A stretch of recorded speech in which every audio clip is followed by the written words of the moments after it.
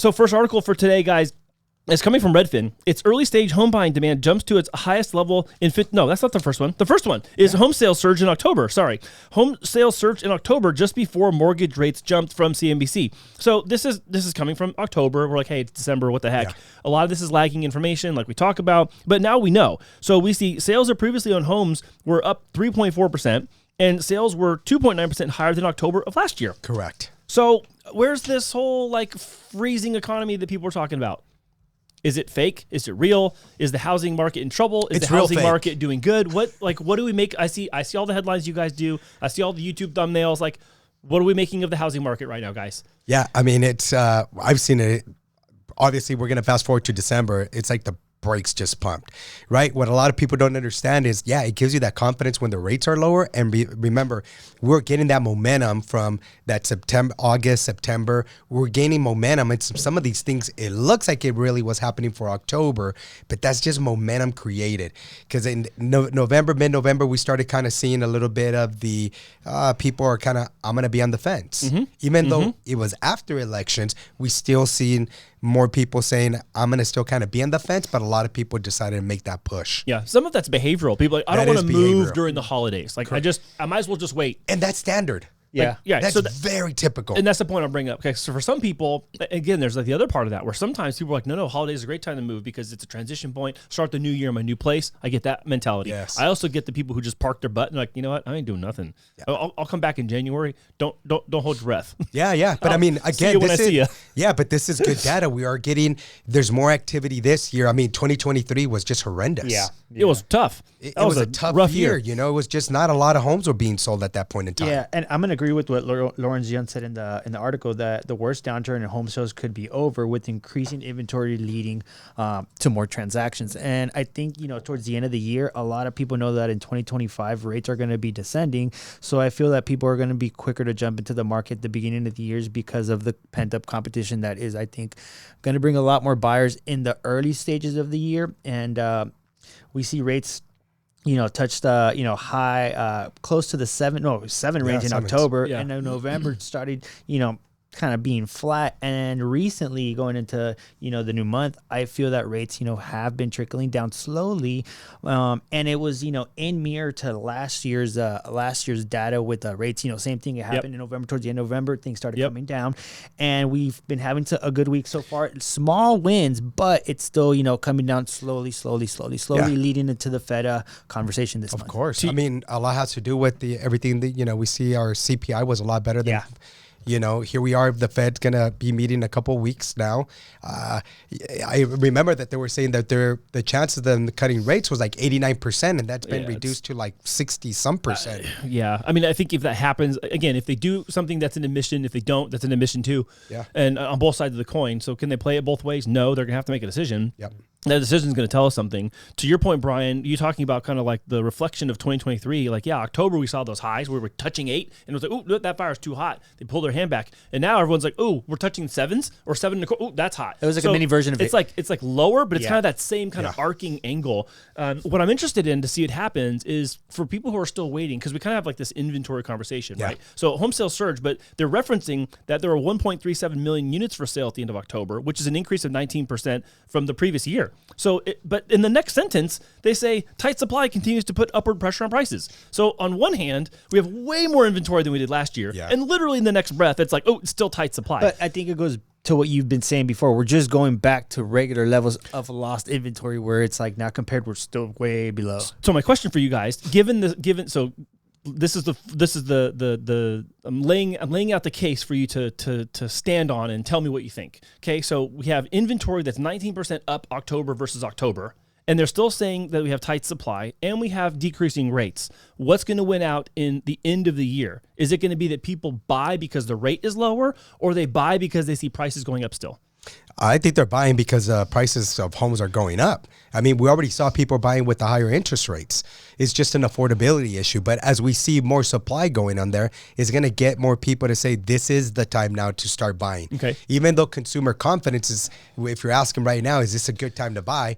It's likelihood there's 80% are going to say this is not a good time, right? But we've had that happen back in past, I think I want to say it was like in the 70s where consumer confidence was like 90 some percent said it's not a good time, but people Right. were still buying. I think we're going to still see that. People just saying, I know history.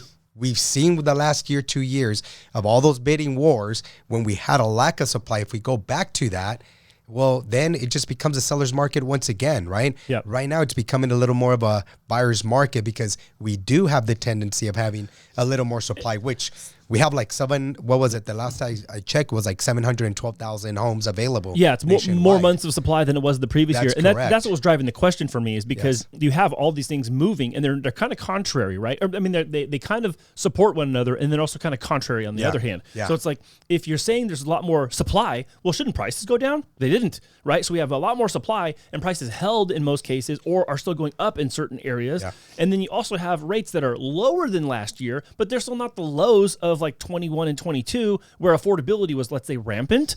And so I'm just wondering which is going to be the lever that like catapults people into doing something.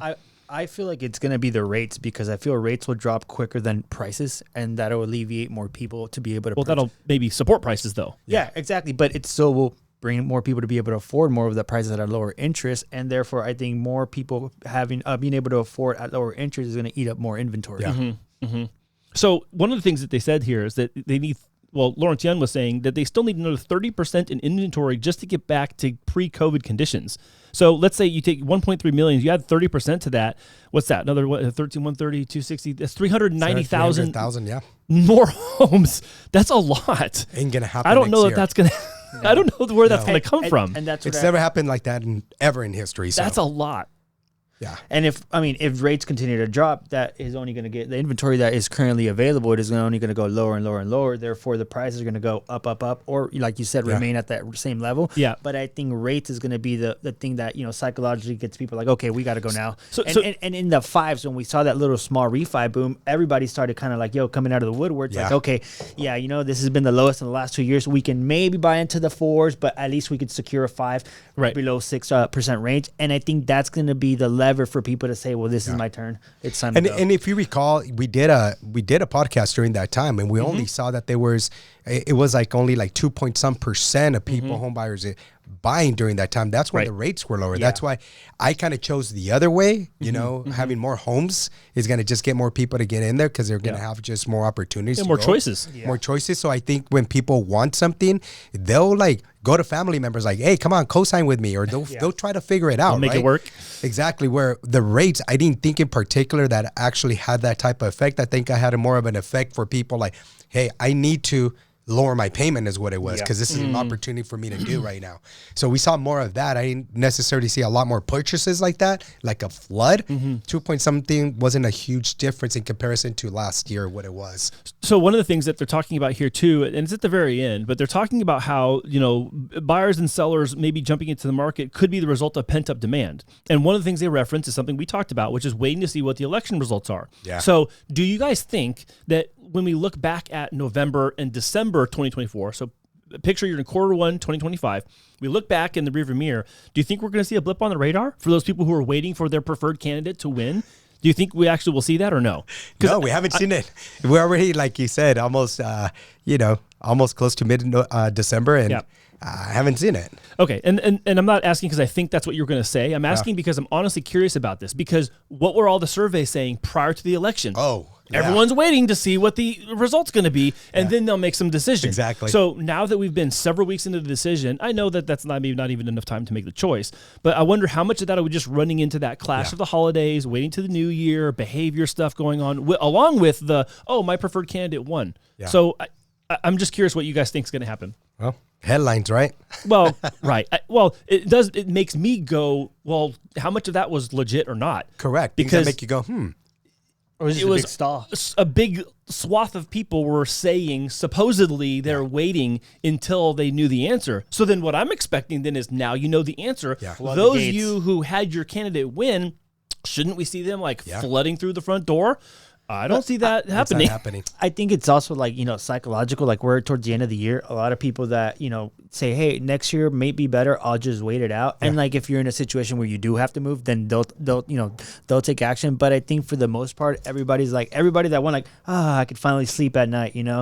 And if you're not, you're probably upset. But at the same time, they're like, okay, now I know what's going to happen. Or at least I have a better idea, of where things are going to go. So I can stay put knowing that either I got my candidate to win, or, I didn't, and now I'm not going to do anything. Yeah. So I think there you go. That's a good point. Yeah, that's good. I like that. That's a good point. I mean, hey, we had a friend that received he worked for the state, and if you need a grievance, you can take time off. What are you telling? Sorry, I don't know this story. Share this story right now.